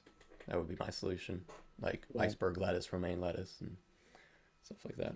That But sounds wiser to go for the lower oxalate foods. mhm. Can you tolerate chocolate? Chocolate's a No, high oxalate food. No? I used to eat. I don't know when my oxalate problems happen exactly, and also oxalate issues. People with autism are highly likely to have oxalate and sulfur transport issues, and oxalate really messes with your sulfur transport. And a Mm. lot of people with autism do better on a low oxalate diet. And I noticed at one point, I don't like people like lightly saying that they're on the spectrum and stuff, but like I have some autistic like tendencies, but especially when I was younger and less healthy. But I noticed when I had a lot of oxalates, uh, I I struggled with making eye contact, and when I stopped, eye contact just came really easily, Mm. and it was really weird when because like I That's what bothers me always. about doing these videos. I can't exactly get eye contact because I know you're looking at Well, the I know camera. I'm looking at the I look screen at of you, you. but Here's when I hey, look at the how's it camera, going? but that's you, Yeah. right? So it's not exactly. Yeah, yeah, it's But fun. anyway, yeah, I never really liked eye contact as a kid, but and now I'm perfectly comfortable making eye contact. Look at here, and and yeah, I happened to notice it one time when I had oxalates again after being off of them, and it was just so weird. It was just like a really uncomfortable. Like, I just like had to look down, something like that. But anyway, I don't really know where I was going with that, but yeah, they certainly can be an issue Asperger for a lot of people. tendencies and autism tendencies and avoiding eye contact, but you didn't want to say it lightly. That's Hmm. what you're saying. Yeah, yeah. I've been doing a lot of research. Probably shouldn't get into it, but I've been doing a lot of research on left-handedness and autism and sexual dimorphism and androgenization in the womb and greater male variability. Hmm. And well, yeah, I'm just excited that I'm working on something, a That's hypothesis good. for why people might be left-handed. Hmm. Hmm. Something I've been obsessed with since I was like That's 13. good.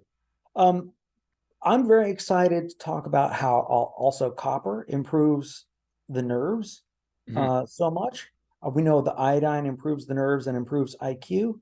I strongly believe that copper also improves IQ. We have a lot of people on our protocol that say that they get so many mental benefits from copper.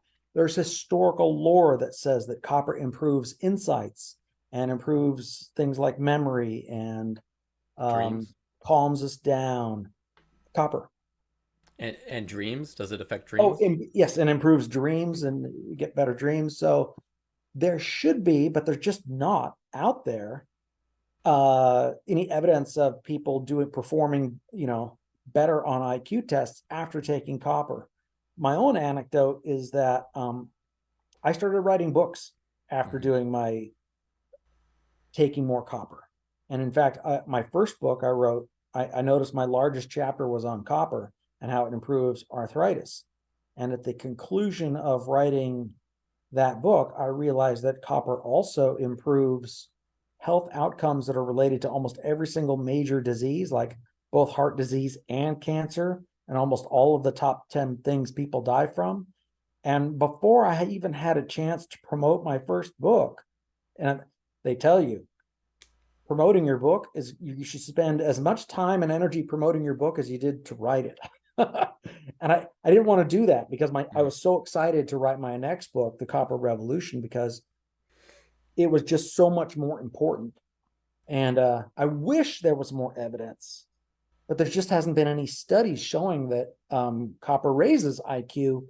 But I know it does. I know it does because I my believe that copper too. book was I've 500 pages and it was so easy to write because I was taking also more copper. And I'm like, if I don't shut this book off, it's going to run to 800 pages and then nobody's going to read it. So I mm, better, and people, that was one of the things that people complained about the book. They're like, it feels like it wasn't finished, but it was 500 pages. I mean, I mhm. had to stop. So Yeah. Well, on your Facebook group, you can find a lot of anecdotes of people saying that they feel like the lights just turned on in their that's brain, right. and That's right. that they can think more clearly, and that they have more intuition. And I think some of these things that they're hard for us to understand, and science probably isn't might not be capable or ready to tackle it yet. I don't know. And also, you can't really make much money off of copper sulfate, can you? Well, I mean, it's so cheap and it's in industrial quantities Hmm. that, anyone can make it for themselves for 3 cents for a So why bottle. would anybody It could pay to have easily a last study a done month. I on the mean, benefits? a few people have begun to try to sell it, but the trouble is, if you're going to go into business, you need to be able to get repeat purchasers. Hmm. And anyone who wants to buy it, they're only, well, I'll just buy it now because I don't want to figure out how to make it. I just want to test it. Hmm. But then once they get into it, they're like, yeah, okay, I'll figure out how to make it. And after they get their brain back, making it is easy. Hmm. It takes 2 minutes. So, Yeah. yeah, can't make a whole lot of money on it, but that's okay. It helps people, and that's important. Yeah, exactly. Um, well, let's talk more about copper. I mean, you wrote a whole book about it, so I presume you're ready to talk about copper. We've talked about lots of other things, I but am. I'm very excited about copper because it, like iodine, is not only a detoxer, but it's a very important nutrient. So I think copper is more important than iodine. I want to talk about that in it because we've talked about iodine already. Iodine detoxes these six metals that I went over. They say that superoxide dismutase, which is an enzyme that's made with copper and zinc, detoxes hundreds of different chemicals in the body. Um, and we need copper to detox mercury through making metallothioneins, another different enzyme. Zinc and copper both are in the metallothionine enzyme. Metallothioneins detox mercury, um, lead, cadmium, and arsenic. Those four. Um, and gosh, just with the hundreds that, so if it detoxes so much more than iodine, that makes it more important than iodine. Um, the other is that uh, it improves nerve health in at least 20 to 30, maybe 200 different ways, because by detoxing hundreds of toxins, each of those toxin removal is another way that the nerves are going to be assisted in their mhm, health. So, like iodine, we need thyroid hormones to signal to the body to make ATP. The body actually needs copper to complete the process. It's in cytochrome C oxidase, which is in part four of the electron transport chain inside the mitochondria that helps us convert oxygen into energy, the ATP. ATP is adenosine triphosphate.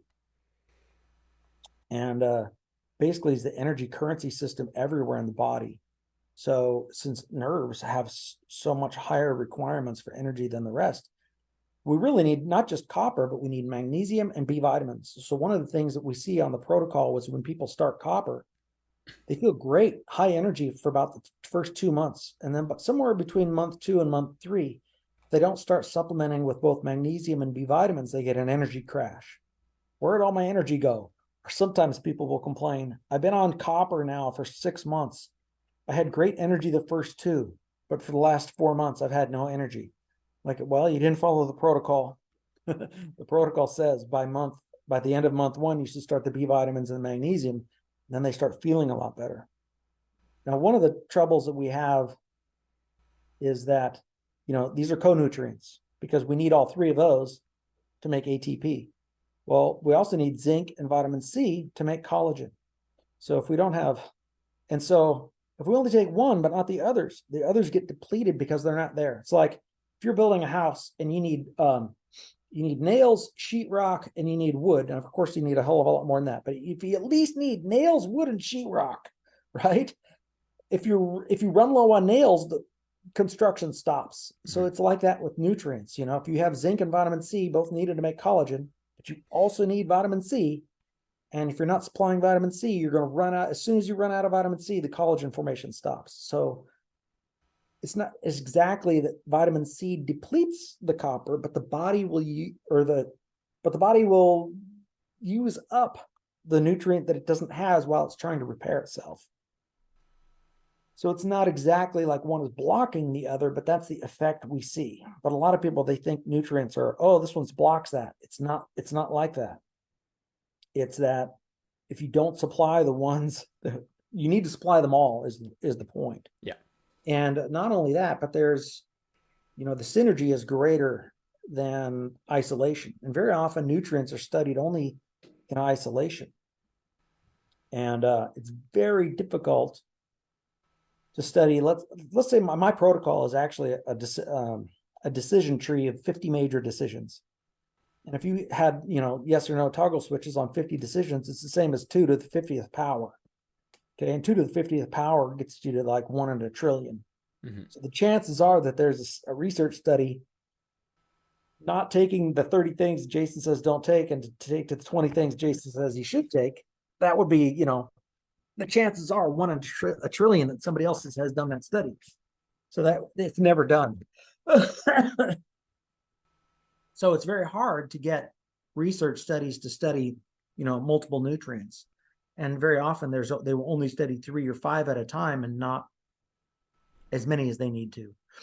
Like, for example, if you look at things that cause and cure osteoporosis, I can identify 22 things in the literature that cause and cure osteoporosis. But has anybody ever studied all 22 of those things all at once? No, they never have. It's a colossal failure of nutritional science out there to have neglected the combination of all these nutrients.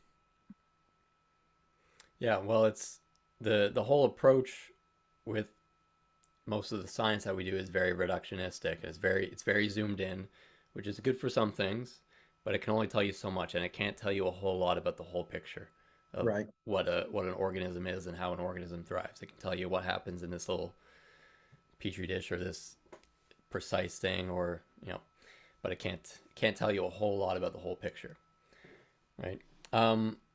Your skin looks great. You got a nice color to it, nice melanin. The lighting was better before. Now you look darker now, but people can rewind. People can rewind and look at the kind of the skin tone. Yeah. And you've noticed that copper helps with tanning in the sun, correct? It does, absolutely. Yes. How does it do that? Well, let's see. We need the melanin. Copper helps us to make the melanin, which helps us to provide the tan. And the melanin is also the hair color. Mm-hmm. Very good.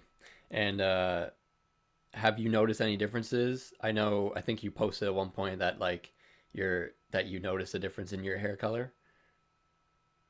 Well, I was going gray faster, and then I got a lot of hair color back, and then I started going gray again. So yeah, I think kind of what happens is, I'm 53, right? I mean, haven't exactly found the fountain of youth, but if I would just, but copper is like the fountain of youth in a lot of ways, Okay. right? So If there's I, limits to it.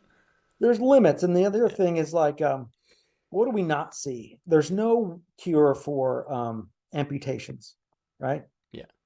Limb's not going to grow back. So once a certain amount of damage is done, it's going to the tendency for that damage to still be there is always going to be there. For example, I also have a trick elbow from when I was in my 30s.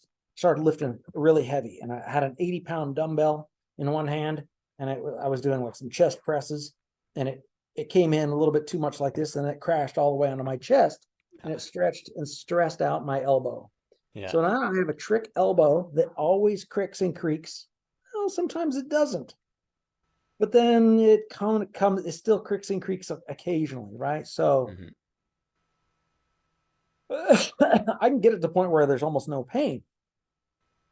But like a lot of the older guys say, things don't always come all the way back. And I think that's what's going on with the hair. And again, I'm still going to get old and die, but at least I'll have, I think, a lot better health on the way there. Yeah. Yeah, I'm 53. I look good. I feel good. I'm still, mostly muscular. Hmm. But a lot of 53-year-olds are. So I'm not that old yet. Yeah. No, you look great for 53 for sure. Thank you. You look great in general. Yeah. And you've said things about working out and muscle soreness, and I want to talk about that because I noticed that with copper as well. I felt like I wanted to stretch after taking Yes. copper, and I've had some thoughts on that, and I've read a bit about your thoughts, but I'd like you to kind of explain that. Why does it seem to help with muscle soreness, and why does it seem to make you want to stretch or be more flexible if it does? So I think copper tightens us up a little bit. So if we are overstretched, like there's this disease called Ehlers-Danlos, where people have disconnected joints, like in that video, Thunder. I can't sing the song, but there's guys are moving around with their joints all dislocated and stuff. Okay. And Jim Carrey, one of the things he did, he had super dislocated joints and stuff at the beginning of his career. Um, that disease is probably a disease of low copper, or low copper simply manifests. Gosh, low copper manifests in so many different ways, but a lot of people on our protocol, they say, oh my gosh, all of my hyperextended joints are tightening up. And so a lot of the pain that was in the joint when it's hyperextended seems to go away, and the joint no longer hyperextends. And So that is it to do sort with of collagen tightens things production? up as it's getting rebuilt. And so I found that in myself too, but also, gosh, a lot of the pain that used to be there was no longer there. Like I could stretch into the pain zone, and instead of it being a 9 out of 10, it's like a 5 out of 10. So the pain would go away too. It's weird. So as far as muscle soreness, we actually need copper to build muscle. Um, some people have suggested it could be in as much as 50% of proteins need copper. Um, that's, I mean, what are the muscles? They're proteins, right? So, also meat is like 30% collagen. Muscles are 30% collagen. The bones are 35% collagen. I thought bones were mostly calcium. Oh, Hmm. 35% is collagen. So we need copper, zinc, and vitamin C for collagen formation. And if we're building our muscles through bodybuilding and we're forming more collagen, if that process is hindered, we're going to have more muscle soreness. Hmm. One of the things I've discovered is that on copper, I literally have to tone my workouts down because I have so much more capacity to endure pain in the workout. I can almost overtrain beyond what is wise. And so if I train to the level of intensity that I used to have, I could still develop the soreness, but it's just not wise. So if I just back off on the training intensity, it seems to help. In the beginning, I would dial up the intensity far higher than ever. I still wasn't getting sore, but all of these things, it's a fluid mechanism, right? But You know, and then if you don't train super intense for a long time and you do train super intense, you're still going to get sore in the Yeah. beginning. But if you while I was just discovering copper, I was training at a very high intensity. And then I added copper, and all of a sudden, all the soreness went away. So it was fantastic for keeping the intensity there. And then I even increased the intensity dramatically higher, and it was still not a whole lot of soreness. But because you can triple your training intensity on copper long term, that's probably not a good idea because you'll just bonk in other ways. So I've learned to actually dial back my training intensity so that doesn't happen.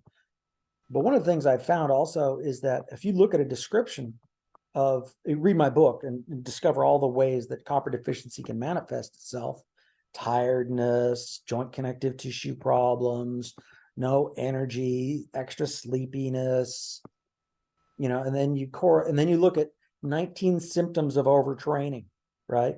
All those 19 symptoms of overtraining, they're all copper deficiency. Wild. So another thing is copper gets used up, and copper deficiency can happen and manifest during rapid growth. So when they give like steroids to animals to induce rapid growth, they'll develop copper deficiency. So some of the fastest growing animals in the agricultural sector are chickens. And chickens are also given a lot of fluoride, as we talked about earlier. Well, they have to give them almost equal parts fluoride and copper. Otherwise, they get copper deficient from the fast growth. So who else engages in fast growth?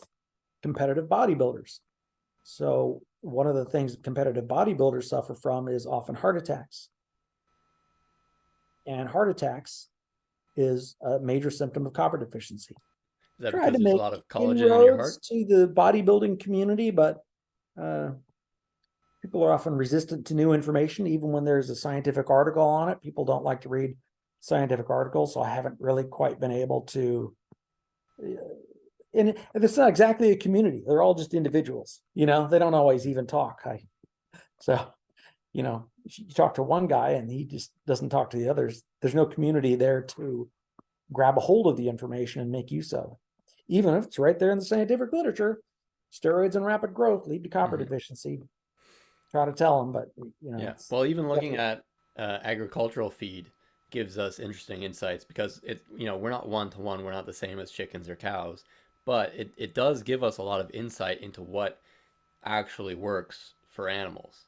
And, if they're putting way more copper into animal food than they suggest for us, it should be at least a sign to look into it and what's going on here because there's no they can't mess around as farmers. Like, they have to produce animals. So like there's no fooling people with that. Like, they actually are trying to figure out what works. In the book, there's a very surprising comment that says that the number one most common nutritional deficiency in all of agricultural livestock is in copper. So there you Mhm. go. And if our animals are deficient in it, then we're going to be deficient in it when Right. we eat those animals. Yeah. So we're just higher on the food chain. So Hmm. we suffer too. Is there anything else you think we should get to? Well, we've covered a lot. Hmm. Um, let's see. Detoxing, copper's good for. I want to talk about. Okay, so iodine kills germs. Okay, but Hmm. copper also kills germs. But copper does something special. It actually increases the number of white blood cells, and I don't think iodine does that. Does The other copper kill thing, germs directly, or does it copper kill germs kills. by increasing the white blood cells? It's gonna both. But also it gets into those white blood cells, and those white blood cells will use the copper to kill the germs. Okay, so It's yeah, a combination of those things, yeah, um, which is amazing. And then, but we'll have ionic copper floating around in the body, and a lot of people say, "Oh, that's evidence of toxicity." We didn't talk about is copper toxicity yet. Um, there are a lot of ideas on copper toxicity, and all of those ideas are primarily driven from either hair tissue tests or blood tests, and they're not conclusive because if the body needs to mobilize copper, you can't, correlation does not prove causation. So just because copper is high in the blood does not mean we are toxic with copper itself. But if we smash our thumb, copper will rise in the blood to heal the thumb. If you get an infection, copper will rise in the blood to heal the infection because it kills germs. If you're anemic, copper will rise in the blood to try to mobilize it to help it. In other words, you can't, if there's a fire and there's firemen there, that's an association. You cannot say that firemen are the cause of fires, even though some firemen might be arsonists. But the point is, associations don't work. So almost all of the evidence for copper toxicity is built on these associations. In other words, look, if there was a murder trial and I happened to be in the stadium, right? And they can prove that I was in the stadium, and they can say the murderer had to be in the stadium. Yeah, but there were 50,000 other people too. You therefore can't, if you can't hang me on such bad data, right? Why would you harm yourself by not taking copper? You can't use bad data to harm yourself and give yourself a death sentence by not taking copper based on faulty data. And why aren't people who are taking copper having these problems that they associate copper with? That's right. Say that again. And why aren't people who are taking copper having these problems that they associate copper with? That's right. So the copper toxicity advocates, they claim that if you take a 2 milligram copper supplement, you're going to become copper toxic and it's going to build up in the tissues and all, yada, yada, yada. And they say, well, the number one tissue it's going to build up is in the liver. And in Wilson's disease, people have 500% more copper in the liver. And I just wrote a little post on this today. And somebody said, well, here, the European Commission has determined that 5 milligrams of copper does not build up in the tissues. Well, great for them. But they said that copper building up in the liver is the first sign of copper overload still. It couldn't possibly be, and I'll tell you why. I've taken 30 milligrams of copper every day for the last 5.5, almost 6 years now. That's a grand total of 50,000 milligrams of copper. And only 10% of the body's copper is in the liver. The average person has 70 milligrams of copper in their whole body, only 7 milligrams in the liver.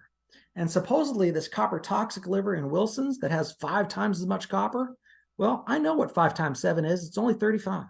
35 milligrams of copper in the liver is not enough to blame copper. All they have is an association, and it's not accurate. You wouldn't hang a person. You wouldn't put a person to death on death row on that. So you therefore wouldn't sentence yourself to copper deficiency based on such flimsy information either. So therefore, but gosh, where'd my 50,000 milligrams go? Did my liver sequester it away? Absolutely not. When you take 10 milligrams of copper daily for a month, your body flushes all of it out. And I'm taking more than that, and it's still flushing out all of it out. That's why it's a great detoxing nutrient, because copper will bind with other minerals and flush those toxins right out. It goes into enzymes, and those enzymes flush that stuff right out. So therefore, if copper is a great, fantastic detoxing agent, it can't also therefore be a toxin. They can't have it both ways. They claim, oh, the copper body has a homeostatic mechanism to deplete copper to keep the amount in the body the same. And so therefore that's proof that the body doesn't want it. You can't have it both ways and claim that, oh, it's bad because the body gets rid of it easily, and therefore it's bad because it builds up. You can't have it both ways. It's one or the other. And because it's easily excreted, that's why it's not a toxin. Yeah. Now, there are cases where copper will build up.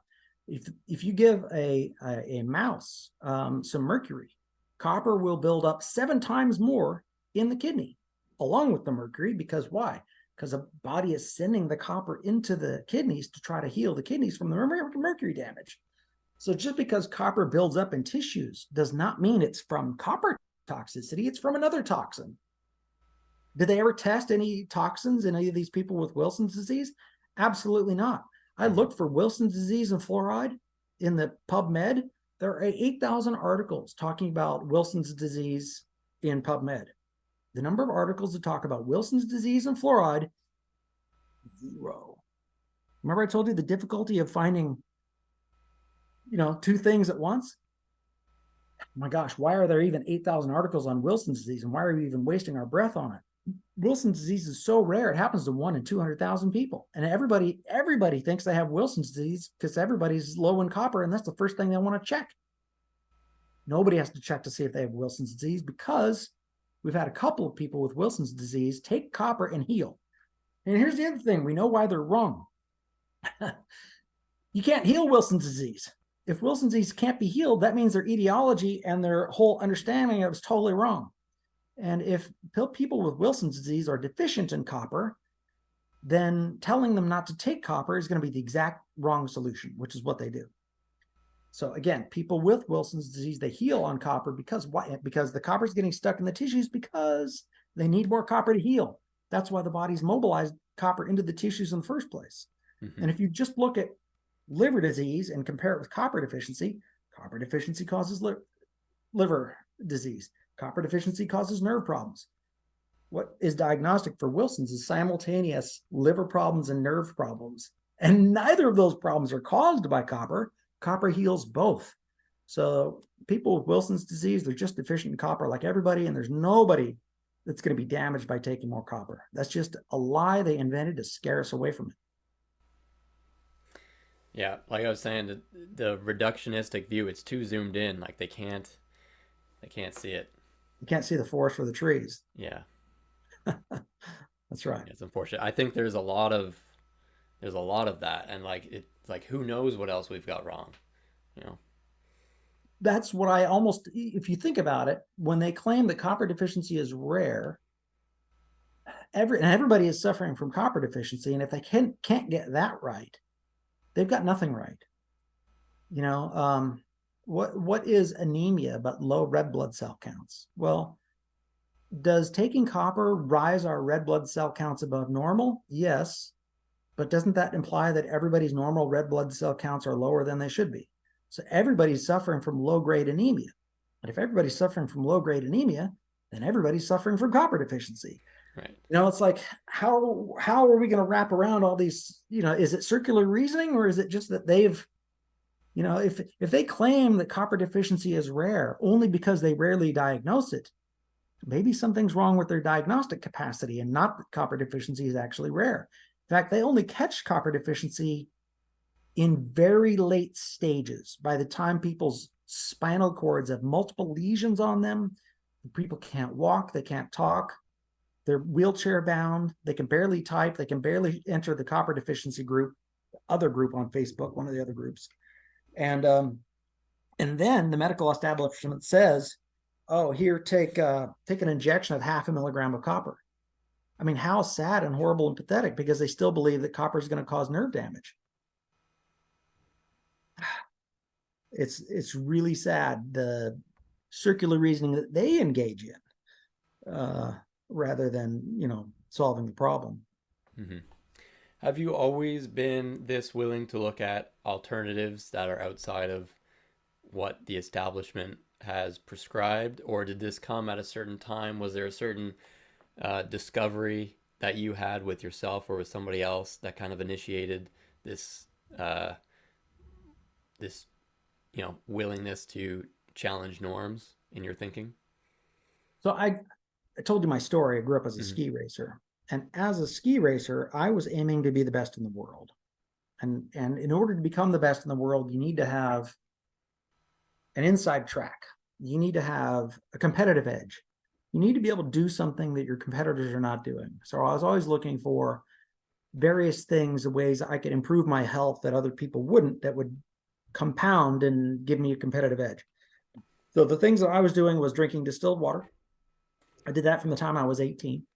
I took B vitamins, just standard B vitamins, with B6 and B9. I didn't know any better. I did things like isometric exercises where you flex the muscle while it's, not moving. I also did plyometrics where I'd flex the muscle while it's in dynamic movement. I would do bodybuilding, both high reps and low reps. Does that count as two other things? I would do, I taught myself how to ride a unicycle for increased balance. So I was doing a lot, I could go on, and I think I had a list of about 17 things to 18 things that I thought I was doing that hopefully nobody else was doing. I was doing, really hardcore stretching so that I could have increased hip mobility, so I could angulate better. I was jumping on trampolines because extra detox and whatever. I would eat a very low fat diet and get my body fat percentage low so that I wouldn't have extra mass I'd work out the legs, but not necessarily the upper body or the shoulders, because that's just extra mass that's not necessarily helping. So to answer your question, have I been interested in alternatives? From the very beginning, always. And I didn't want to be a doctor or lawyer, even though they told me I was smart enough to become a doctor or lawyer, because I saw both professions were thoroughly corrupt. And I didn't want to waste my time going into corrupt professions. Hmm. Like, why be a doctor so you can give people poisons? You can't poison your way into health. I knew that by the age of 18. So why waste 13 years of my life to become a doctor just to prescribe poisons? That made utterly no sense to me then. It makes far less sense to me now. you know, I so yeah, from the very beginning, I've been a maverick in a lot of ways to simply try to be the best in the world. Very cool. Yeah. Well, Jason, I really appreciate you coming on. I've had a good time. I've had a good time too. Thank you very much for the Yes. interview. And yeah, this is great. I look forward to sharing with other people. Well, thank you for all the work that you do and all the pioneering and the experimentation and the writing and the education that you do. And I would encourage people to look at both your getting your book. I would encourage people to look at the Copper Revolution Facebook page and perhaps your website. Is there anywhere else that people That's should about look? it. Yeah, yeah, Okay. that's it. Thank you so much. I Yeah. really appreciate you Thank mentioning you. those I'll things. put those links up. And yeah, I think people should have a look, experiment, try it yourself, see what works, talk with people, give it a shot. Thanks, Brendan. I appreciated this conversation too. You really drew me out well. Great interview. Thank you. Okay. Thanks, Jason. Okay. All right. Stick around. All right.